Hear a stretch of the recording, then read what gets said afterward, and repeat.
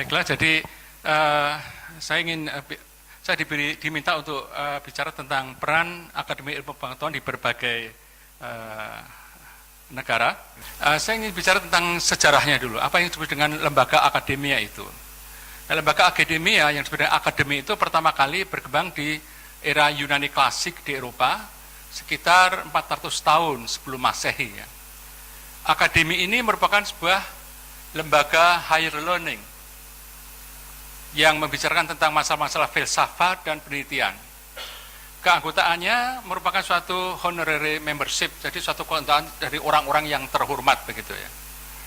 Dalam sejarahnya, nama akademi yang kita kenal sekarang ini sebetulnya pertama kali digunakan pada sekolah filosofi Plato, ya, yang didirikan tahun 385 sebelum Masehi di suatu tempat atau wilayah di Yunani yang namanya Akademia. Wilayah itu merupakan tempat suci bagi Dewi Athena. Gitu ya. Dan Dewi Athena itu menurut kepercayaan Yunani adalah Dewi kearifan dan keterampilan. Jadi Akademia itu dulunya nama suatu wilayah di Yunani, dan wilayah itu sekarang berada di utara kota Athena. Gitu. Akademi tadi sudah kita jelaskan merupakan sebuah lembaga tempat berkumpulnya para ilmuwan terkemuka, para filosof terkemuka, dan ini adalah gambaran dari ini adalah gambaran yang sekarang sudah direkonstruksi. Teman-teman yang sudah pernah ke Athena akan bisa melihat ini, ya. Dan itu merupakan suatu akademi Athena dulunya, ya, di mana Plato dan para muridnya termasuk Aristoteles, dan mungkin juga saya tidak tahu apakah Socrates juga pernah berada di sini, yaitu gurunya Plato itu. Nah, pada era kemasan peradaban Islam, Khalifah Harun al-Rasyid, ya, yang memerintah pada tahun 768 sampai 809, merintis berdirinya lembaga akademi ini, mencontoh apa yang ada di Athena itu, yang kemudian pada masa putranya Khalifah Al-Ma'mun, lembaga tersebut diberi nama Bait al-Hikmah. Dari bahasa Arab, bait itu artinya rumah, hikmah itu filosofi. Jadi suatu hampir sama dengan akademia sebetulnya itu ya. Jadi suatu rumah tempat para filosof bertemu. Lembaga ini diresmikan pada tahun 1004 dan kemudian tertutup ya karena kehancuran Baghdad pada 1258. Dan kita tahu mereka-mereka yang bekerja di Baitul Al-Hikmah itu, kalau kita buka sejarah, termasuk Ibnu Sina dan Al-Khawarizmi yang melakukan kegiatan akademianya di situ. Nah, kemudian pada era Renaissance timbullah lembaga-lembaga akademia di Eropa, gitu ya. Utamanya yang kita kenal di Inggris itu Royal Society of London, dan kemudian di Rusia waktu itu namanya Saint Petersburg Academy of Science di Rusia. Royal Society of London berdiri pada abad ke-17 sampai sekarang ini. Di tempat inilah Isaac Newton membacakan bukunya yang terkenal, yang kita kenal dengan namanya Principia. Itu merupakan suatu kepanjangan dari filosofi naturalis Principia Mathematica atau The Mathematical Principle of Natural Philosophy. Jadi dulu itu kalau bahasa ilmiah itu bahasa Latin. Jadi kalau nulis buku walaupun bahasa Inggris tapi judulnya harus bahasa Latin paling enggak ya. Kalau enggak gitu enggak dianggap ilmiah gitu ya. Dan Newton itu bicara pada tanggal 28 April tahun 1696. Menandai lahirnya ilmu pengetahuan modern. Ini gambarnya bagus sekali, sambil dari internet juga, sorry. Nah, ini adalah Isaac Newton dan teman-temannya. Ini adalah Royal Society of London. Alhamdulillah saya pernah ke sini. Kalau nggak salah dengan Pak Wayan juga dulu ya. Tahun 99 ya, kita bicara di Royal Society of London, diberi kesempatan karena kerjasama PAU dengan Royal Society of London. Nah, kemudian pada masa Renaissance juga itu berdiri Saint Petersburg Academy of Sciences. Ini atas jasa Kaisar Rusia yang sangat gandrung dengan ilmu pengetahuan, yaitu Tsar Peter Agung, gitu kenal ya. Dia menyewa banyak sekali para saintis dari Eropa Barat, termasuk Inggris, itu masuk ke Moskow dan dia dibayar di sana untuk mengembangkan sains di Eropa. Nah, setelah revolusi Bolshevik dan berdirinya Uni Soviet pada 1917, maka lembaga ini diganti namanya menjadi Soviet Academy of Sciences. Tapi dengan runtuhnya Uni Soviet, ini kembali namanya sekarang adalah Russian Academy of Science. Nanti kita akan lihat bahwa Russian Academy of Science itu punya pola-pola yang berbeda dengan Royal Society of London atau US Academy of Science. Nah, jadi lembaga akademia merupakan lembaga ilmiah resmi negara yang keanggotaannya berasal dari para ilmuwan terkemuka serta diangkat oleh kepala negara atas pertimbangan dari lembaga akademia itu sendiri.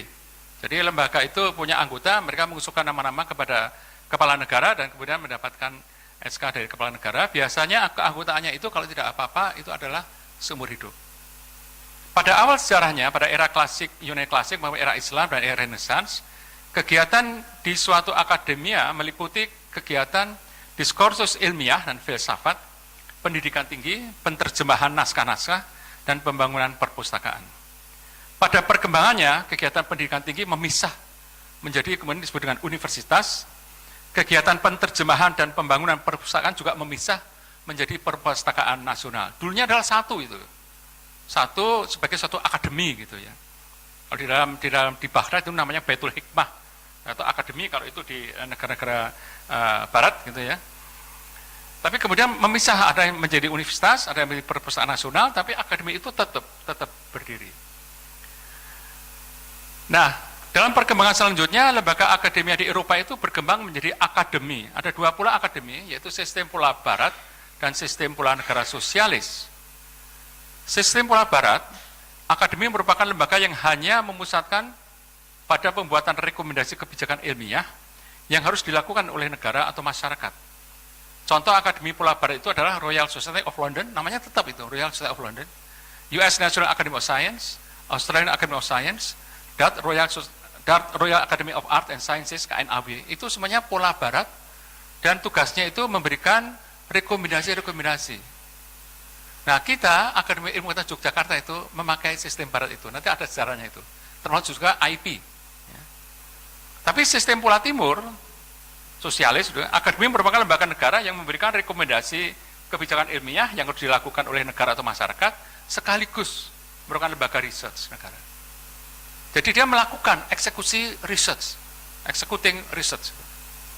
Itu misalnya Russian Academy of Sciences, Chinese Academy of Sciences, Academy of Sciences dari negara-negara yang dulu ex-timur, ya. Tapi juga ada CNRS Prancis, itu sama dengan Russian Academy of Sciences. Jadi untuk pola timur itu yang disebut dengan akademi ilmu pengetahuan itu mempunyai laboratorium, ya, lembaganya itu. Sistem pola barat tadi setelah kita jelaskan bahwa akademia merupakan lembaga yang memusatkan hanya pada pembuatan rekomendasi kebijakan ilmiah yang harus dilakukan oleh negara atau masyarakat. Akademi semacam itu tidak membawa laboratorium penelitian, penelitian diserahkan kepada universitas. Jadi kalau ada suatu pertanyaan yang harus dipecahkan, maka itu diserahkan kepada universitas untuk melaksanakannya atau kepada lembaga penelitian yang lain. Di Amerika Serikat yang namanya US National Academy, kalau dia punya suatu program, diserahkan kepada universitas atau lembaga penelitian yang ada di Amerika Serikat seperti NASA dan sebagainya, NOAA dan sebagainya, diserahkan pada itu. Kita beri contoh sekarang US National Academies. Namanya sekarang berubah menjadi NA, itu, National Academies. Dan National Academies itu membawai 4 lembaga, yaitu yang disebut dengan National Academy of Science, ini yang tertua, ya. Kemudian National Academy of Engineering, ini yang muncul ketika Amerika berlomba ke antariksa dengan Rusia, dibuat National Academy of Engineering. Kemudian ada Institute of Medicine, itu lain ya. Ini lain dengan NIH, sangat berbeda sekali. NIH itu di bawah government, kalau ini tidak. Kemudian ada National Research Council. Saya kebetulan pernah mengunjungi ke 4 lembaga ini ya, dan ini ada simbolnya. US National Academies ini motonya itu Advisor to the Nation on Science, Engineering and Medicine. Dan yang dimaksud science ini itu including social sciences. Jadi tidak hanya natural sciences. Ya. The Advisor to the Nation on Science, Engineering and Medicine, dan ini terdiri dari National Academy of Science, simbolnya ini, National Academy of Engineering, National Research Council, dan Institute of Medicine. Nah, jadi kita tahu bahwa sekarang namanya itu adalah National Academies yang terdiri dari 4 lembaga ini. Ya. Yang pertama kali didirikan sebetulnya adalah National Academy of Science, NAS ini, oleh keputusan Presiden Abraham Lincoln pada tahun 1863. Dalam perkembangan selanjutnya, NRC didirikan, National Research Council atau Dewan Riset Nasional, pada tahun 1916. Kemudian National Academy of Engineering didirikan 1964 ketika Amerika berlomba-lomba ke antariksa dengan Rusia. Dan juga IM atau Institute of Medicine didirikan pada tahun 1970. Dan ini yang penting kita lihat misinya, ya, to investigate, examine, experiment, and report upon any subject of science and art, or art. Itu sangat jelas sekali. The National Academies merupakan lembaga federal yang independen, bukan anggota pemerintahan atau kabinet, dan menentukan kebijakannya sendiri. National Academies memberikan timbangan ilmiah kepada presiden sekurang-kurangnya 200 timbangan ilmiah kepada presiden per tahun. Kalau itu dibagi rata menjadi 4 lembaga, jadi satu lembaga itu per tahunnya 50 timbangan ilmiah. Kalau dibagi per tahun, jadi kira-kira ada 4 atau 3-4 timbangan ilmiah per bulan. Kerjanya sangat terus-menerus itu. Diperhatikan atau diperhatikan, diterima atau tidak diterima, diminta atau tidak diminta, diberikan terus itu. Saya lupa membawa contoh, Pak. Saya tadi ada di rumah saya, tapi terlalu tergesa-gesa, jadi lupa membawa bagaimana timbangan ilmiah itu dibuat, gitu, berseri. Ini adalah US National Academy of Science, ya. Dan waktu saya ke sana, 2 kali saya ke sana pada 2011 dan sebelumnya 2009, ya. Cukup membanggakan, Pak, kalau kita masuk ke National Academy of Science, begitu kita masuk itu hall-nya, lobby hall untuk menerima itu, semuanya itu, dinding-dindingnya itu formula-formula fisika semuanya. Ya, sama gambar-gambar orbital atom, struktur kimia itu. Besar sekali itu, misalnya E sama MC kuadrat, atau Schrödinger equation, atau macam-macam ada semuanya.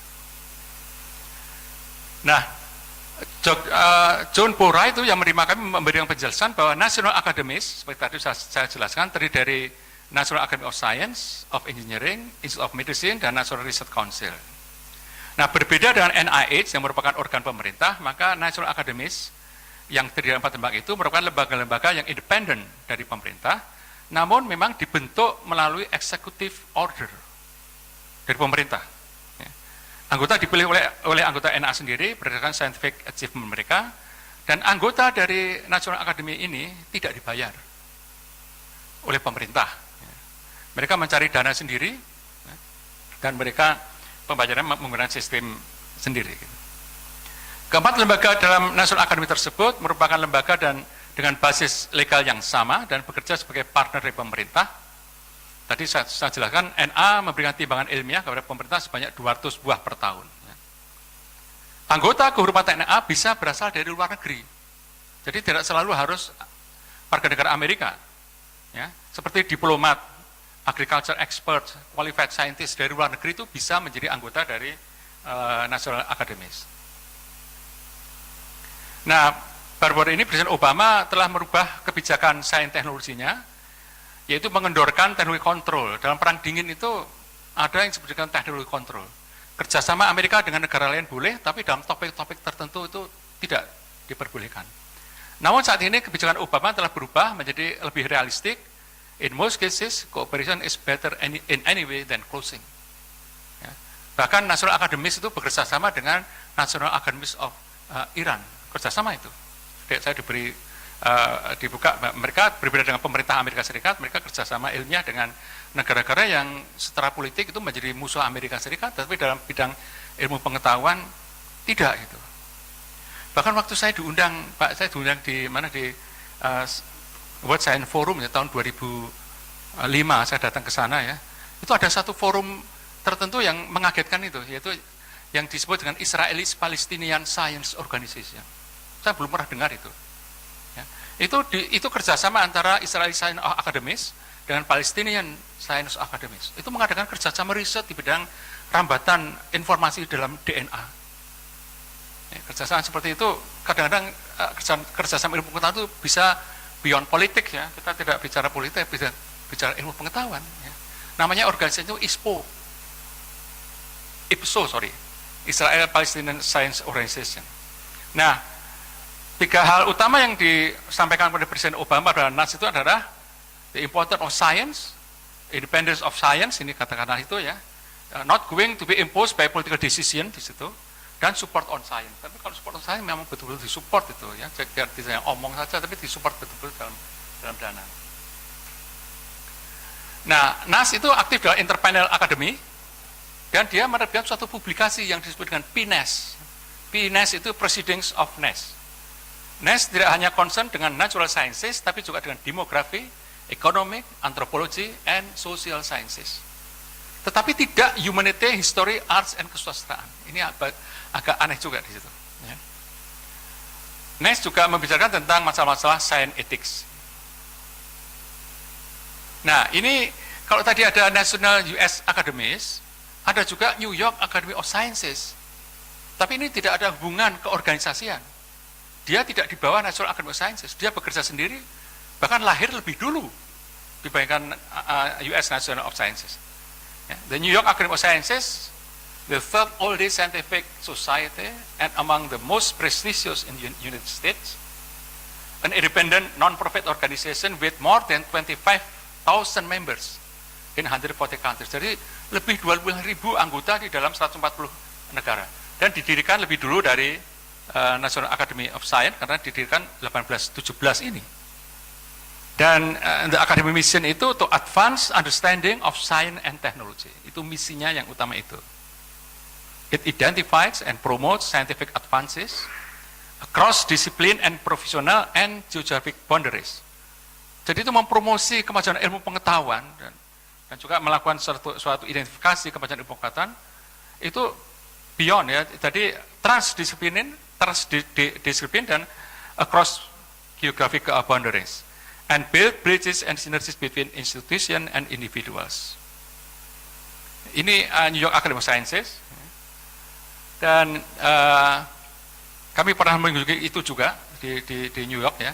Dan peran dari New York Academy of Sciences adalah mengintegrasikan potensi komunitas, pendidikan tinggi, lembaga riset, pemerintah, dan dunia industri, mengemas paket sains, teknologi inovasi ke dunia industri, dan mengerahkan angel capital. Dia memberikan suatu angel capital dalam berbagai disiplin keilmuan dan keteknikan. Dan peranan dari New York Academy of Sciences itu sudah di luar Amerika juga. Dia membantu misalnya Russian Academy of Sciences, dia membantu Chinese Academy of Sciences. Dan dia tidak bekerja sama dengan NAS, National Academies itu tidak, tapi dia bekerja sendiri. Ya, saya harapkan Yogyakarta Academy of Sciences seperti itu, Pak. Kita tidak berada di bawah IP, tidak ada hubungannya, dan kita juga bisa bergerak bebas, locally maupun juga nationally, dan global juga. Jadi kita akan mencoba seperti New York kalau bisa. Nah, kemudian Pola Timur, itu sistem Pola Timur ini juga yang sebetulnya dipikirkan Bung Karno itu ini. Nanti akan lihat. Akademi merupakan lembaga pembuat rekomendasi kebijakan ilmiah yang harus dilakukan oleh negara atau masyarakat, sekaligus merupakan lembaga riset negara. Itu misalnya Chinese Academy of Sciences yang membawahi beberapa lembaga seperti Institute of Hydrobiology, Institute of Electrical Engineering dari CAS itu Chinese Academy of Sciences. Lihat ini, Chinese Academy of Sciences itu terdiri atas 5 divisi akademik dengan 11 cabang, 84 lembaga penelitian yang di bawahnya. Ada 3 universitas atau colleges-nya dan beberapa unit-unit pendukung. Total jumlah pegawai tetapnya di CAS itu 37.000 orang. Pegawai tak tetap 20.000 orang. Luar biasa. Di samping itu, CAS telah melakukan investasi secara mendirikan lebih dari 430 spin-off industri berbasis sains and teknologi. 8 industri diantaranya telah terdaftar dalam stock market.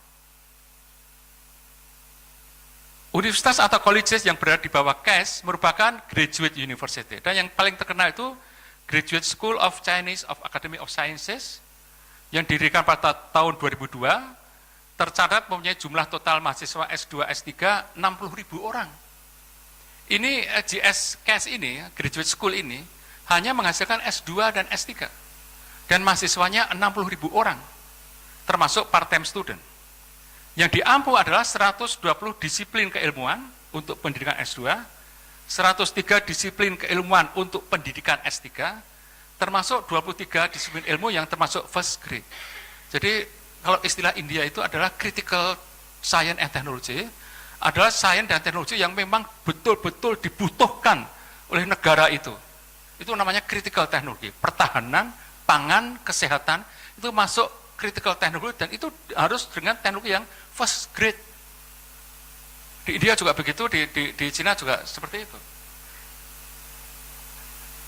Tapi lembaga KES itu juga mempunyai suatu lembaga pendidikan tinggi lain yang juga mendidik S1, yaitu University of Science and Technology of China, 17 academician, 488 profesor and research professor, 862 associate professor dan research associate professor, dan 910 staff akademik. Anda lihat begitu banyaknya staff di situ ya. Yang disebut academician adalah profesor atau research professor yang sudah ditetapkan menjadi anggota tetap, tidak bisa dipecat oleh suatu academician. Dia dipanggil oleh academician based on scientific merit di situ. Nah, hasil-hasil penelitian yang telah dilakukan oleh KES juga sangat mengesankan. Mari kita simak kata-kata Presiden KES itu, Profesor Dr. Lu Zhongxiang sebagai berikut.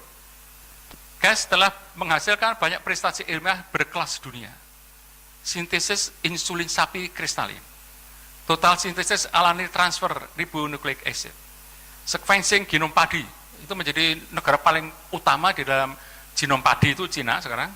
Sequencing secara akurat kromosom nomor 4 dari padi Japonicum. Kemudian kontribusi yang sangat signifikan juga diberikan oleh KES dalam bidang hard technology, pengembangan teknologi laser, karet sintetik, teknologi rudal dan satelit. Jadi apa yang sekarang bisa dilakukan oleh negara-negara maju seperti Amerika, Eropa, Jepang, sudah bisa dilakukan semuanya oleh Cina. Termasuk teknologi rudal, teknologi laser. Kalau Amerika bisa menembak dengan laser satelitnya Rusia, Cina juga sudah bisa sekarang itu. Kalau Amerika bisa membuat kapal induk, Cina juga sudah bisa membuat kapal induk. Bahkan di dalam sidang, kalau mungkin Bapak ada yang ikut ya, World Health Assembly tahun kemarin 2012 tentang masalah vaksin, itu wakil dari Cina mengatakan, saya sudah bisa membuat vaksin yang dibuat oleh dunia dengan harga yang lebih murah. Vaksin apa saja. Itu mengagetkan Bio Farma, Pak, yang waktu itu juga hadir, Pak. Nanti tahun 2014, vaksin itu akan saya gelontorkan dan yang akan saya gelontorkan pertama kali ke Asia Tenggara. Lebih murah itu. Bisa tutup itu Bio Farma. Ya betul, dan Amerika tidak tepuk tangan waktu itu. Amerika Rusia tidak tepuk tangan, karena apa? Takut mereka. Pasarnya bisa diambil over oleh Cina, India bisa diambil oleh Cina, Indonesia bisa diambil oleh Cina, lalu Eropa sama Amerika pasarnya mana? Ya, ini kemajuan dari, belum dalam teknologi militernya, itu kebanggaan dari Cina sekarang luar biasa sekali. Nah ini, untuk pembuatan roket-roket luar angkasa sudah dibuat oleh Cina dan ada dikomersialkan juga. Kalau akan melemparkan satelit-satelitnya, bisa pakai satelit Cina, nggak perlu harus pakai satelitnya Eropa atau Amerika. Ini gambar Presiden Jiang Zemin yang memakai pakaian astronaut itu, kebanggaan Cina sudah sampai ke dunia antariksa. Tentu kita tahu ucapan Jiang Zemin terkait korupsi itu, Pak, yang terkenal itu. Sediakan 10 peti mati untuk para koruptor. 9 untuk koruptor, 1 untuk saya kalau saya korupsi. Dia bisa membersihkan birokrasinya, walaupun Cina masih termasuk juga negara dengan tingkat korupsi yang tinggi. Tapi sudah mulai dibersihkan. Dan Chinese Academy of Sciences itu ada cabang-cabangnya, lembaga-lembaganya di seluruh Cina. Ini adalah di Shanghai, saya pernah ke sini, Pak, ya, diundang ke sana. Ya. Luar biasa perkembangan ilmu pengetahuan di Cina itu. Nah kemudian tadi yang disinggung oleh Pak Budiono, TUAS itu punya beberapa negara dunia ketiga. Namanya dulunya adalah Third World Academy of Sciences, Third World Academy of Sciences, disingkat TUAS itu. Sampai tahun 2004 kemudian diganti namanya menjadi TUAS, The Academy of Sciences of Developing World. Ya. Nama TUAS masih tetap karena ini merupakan suatu brand, tapi namanya diganti dengan Academy of Sciences for the Developing World. Tapi kemudian mulai tahun 2012 diganti ini, TUAS, The World of Academy of Sciences. Nama ini ya. Dia didirikan pada tahun 83 oleh paling utamanya oleh Profesor Abdus Salam, pemenang hadiah Nobel bidang fisika itu, yang mendirikan ICTP itu ya, International Center for Theoretical Physics di Trieste, Italia, dan kemudian mendirikan Third World Academy of Sciences, dan semua negara-negara dunia ketiga mengirim saintisnya untuk dididik di situ. Ini gambaran pendiri Profesor Abdus Salam yang mendirikan Faculty of Sciences. Nah, saya pernah datang dan ditanya waktu itu, TUAS itu anggotanya institusi dan individual. Mengapa Indonesia yang begitu banyak itu anggota yang tercatat anggota TUAS itu hanya satu, itu Profesor Dr. Tiki Pang. Tiki Pang adiknya Mari Pengestu, molekular biologist yang dulu di UI tapi pindah ke Malaysia, dan dia mengembangkan molekular biologi di Malaysia, dan dia tercatat sebagai anggota TUAS bukan dari Malaysia, dari Indonesia. Tapi cuma satu orang.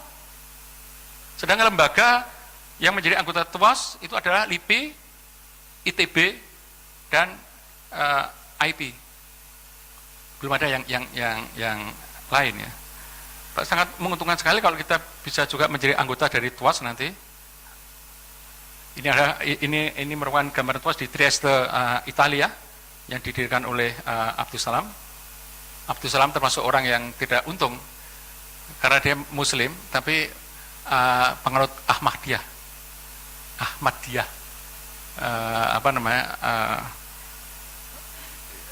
yang akhirnya ketika dia meninggal tidak ada penghormatan untuk dia oleh pemerintah Pakistan. Sangat tragis.